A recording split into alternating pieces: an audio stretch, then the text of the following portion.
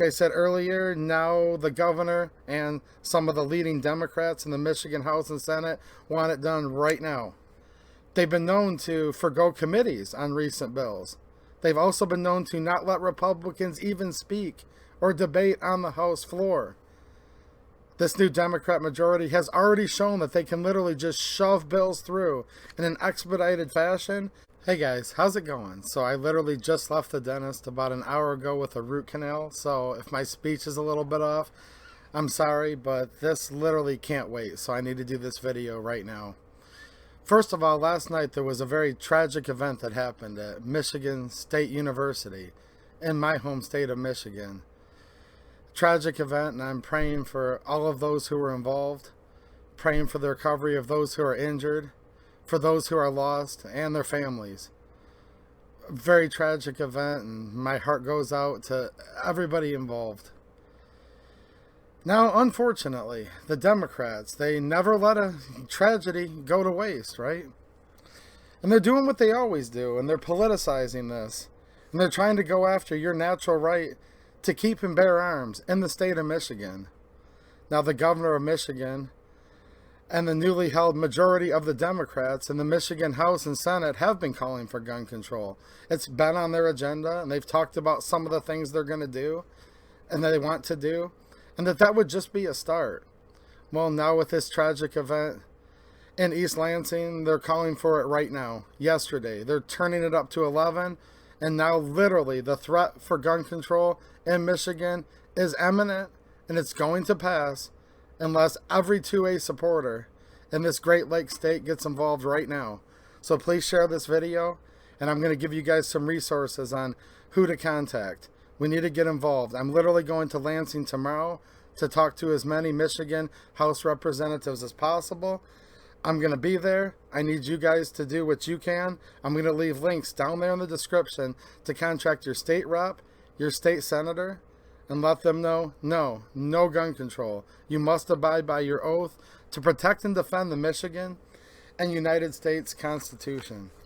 Now, there's many things that are on their list.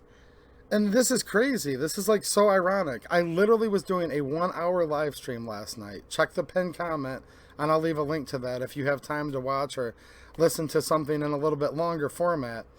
But the Detroit Free Press had put out a tell-all article talking about what the plan was for gun control in Michigan and how they're going to do it. And the plans are very sinister and were very sneaky.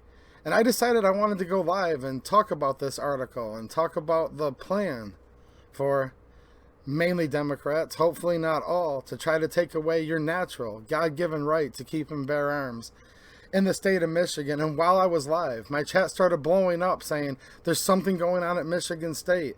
What's going on? Well, me being live, doing the stream that I had already planned, I couldn't look at the news while I was live. But this literally happened while I was talking about the threat for gun control in Michigan. And like I said earlier, now the governor and some of the leading Democrats in the Michigan House and Senate want it done right now. They've been known to forgo committees on recent bills. They've also been known to not let Republicans even speak or debate on the House floor.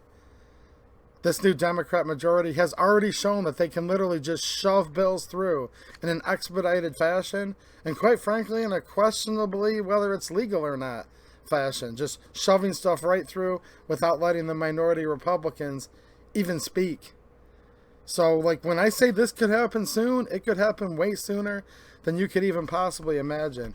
Here's the 3 things that they're going to be trying to do first. And I also have a couple statements from 2 Michigan representatives I want to read to you guys and remind you one more time, share this video.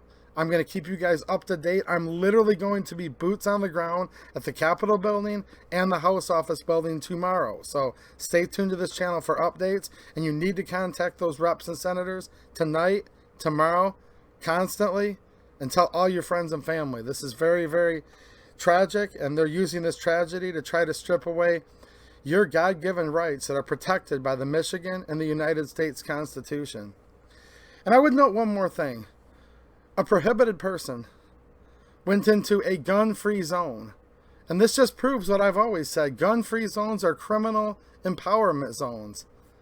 They protect criminals because law-abiding people that follow laws are going to be disarmed in these areas. It's already against the law to bring a firearm into that portion of the university.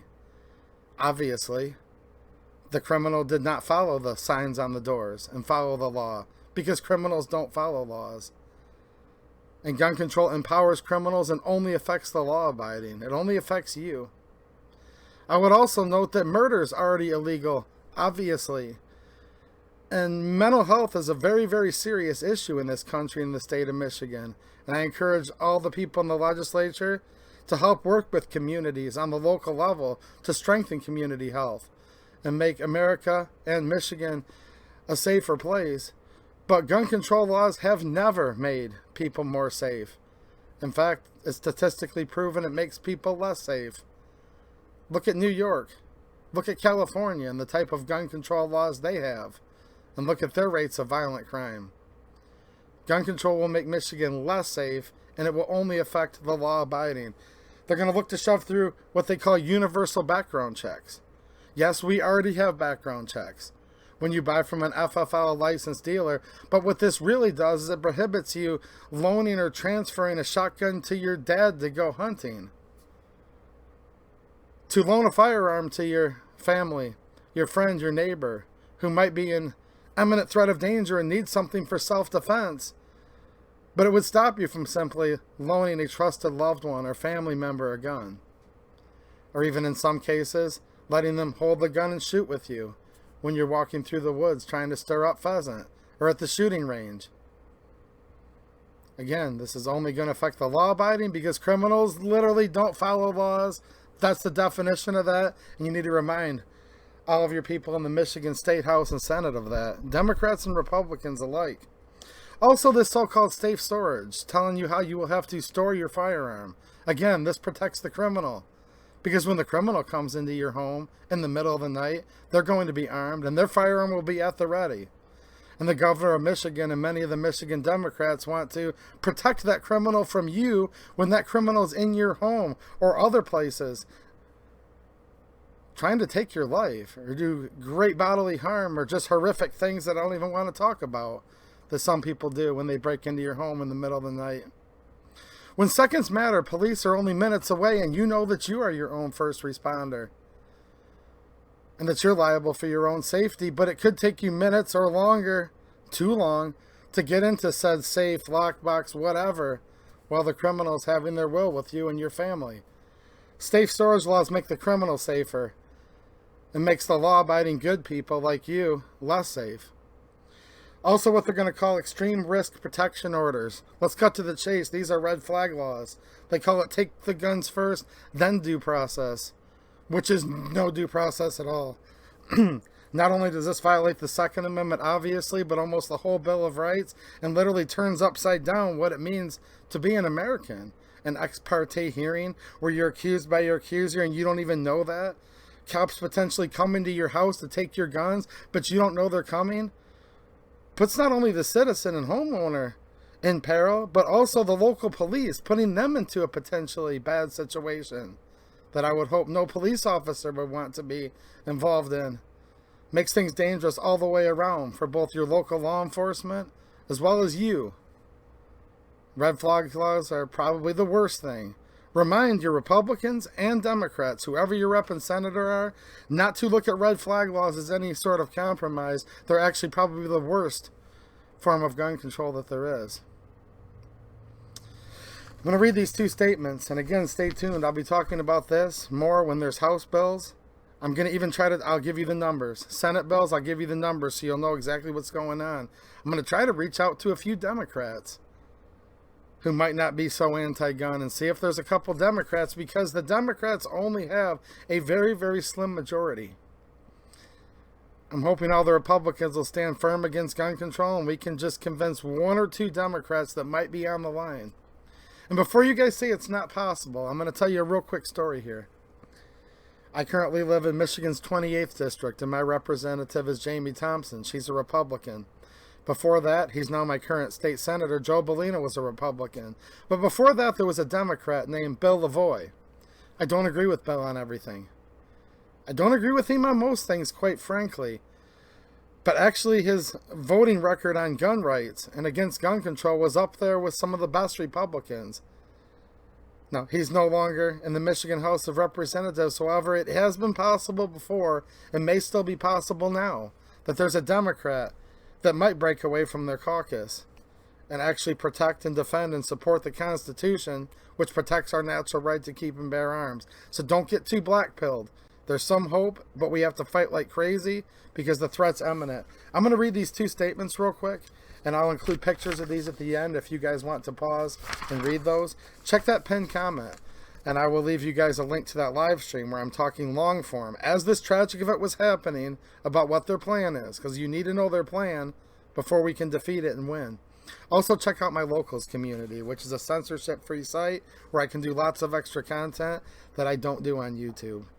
That's also going to be in that pinned comment, and it's free to join or a way you can support the channel.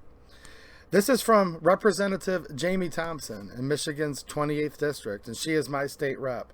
Here's her statement. State Rep Jamie Thompson of Brownstown offered the following statement after deadly shootings at 2 different locations on the campus of Michigan State University. Here's a quote. "My heart absolutely breaks for the many young people and families impacted by this senseless violence. Students and educators should feel safe in a learning environment, and that was shattered last night at MSU. I commend our law enforcement and first responders from multiple areas who worked together diligently through the night to restore peace and bring this horrific situation to an end. It is important to provide the necessary resources to address significant mental health hurdles that continue to impact our country. Mental health is the root cause of these shootings, and it must be a priority. We must also work to uphold laws we already have to ensure dangerous people do not have the opportunity to commit violent acts in our communities. While we heal and grieve for these families, we must act as elected officials. I will work tirelessly to bring real solutions," I believe it says. It cut off, so I'm sorry if I paraphrased her wrong there. Look, it is a mental health issue, and criminals obviously don't follow laws. And there's plenty of laws on the books already that outlaw things like murder. So, I agree with her. No new gun control, but mental health is a serious issue. I'm not an expert on that, but I know it's real. I know it's tough, and I hope people can help figure that out. Here's another one from Michigan State Representative Angela Regis, and she is in the 79th District in Michigan. And here's her statement. State Rep Angela Regis of Caledonia today released the following statement. "Unlike some of my Democrat colleagues who would like us to turn away from faith during this trying time, my thoughts and prayers are with the victims of this tragic shooting at Michigan State University because it's a decent and human thing to do. I'm angry and disgusted at this violence in our state. My anger also lies with our state's heartless elected officials who are already trying to take full advantage of this tragedy. Even as this nightmare was unfolding last night, some politicians only saw an opportunity to make a pitch for so-called gun control measures. This type of callousness has no place in our society, and neither does the violence that has exploded in our state and country. These types of laws never work due to the simple fact that criminals tend not to follow law. Law-abiding gun owners are negatively impacted, though. For example, students and staff are not allowed to possess or use firearms at MSU's campus. Those students at Berkeley Hall and the Union were unable to defend themselves when the suspect opened fire. We must have a thoughtful discussion on how to stop violence in our state and nation, but eroding our Second Amendment rights is not the answer. The craven opportunists need to stop looking at these tragedies as a means to an end and have a real discussion about why we're seeing such senseless violence. I believe it's a discussion many of our colleagues would rather not have." Amen to that. We need to have the tough discussions.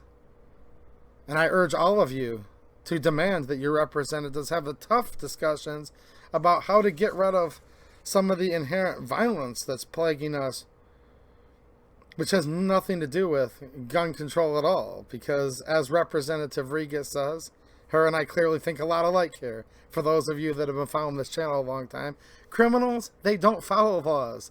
This only affects the law-abiding. And I would know, when guns are outlawed, only outlaws will own guns. Alright guys, thanks for watching, and have a good one.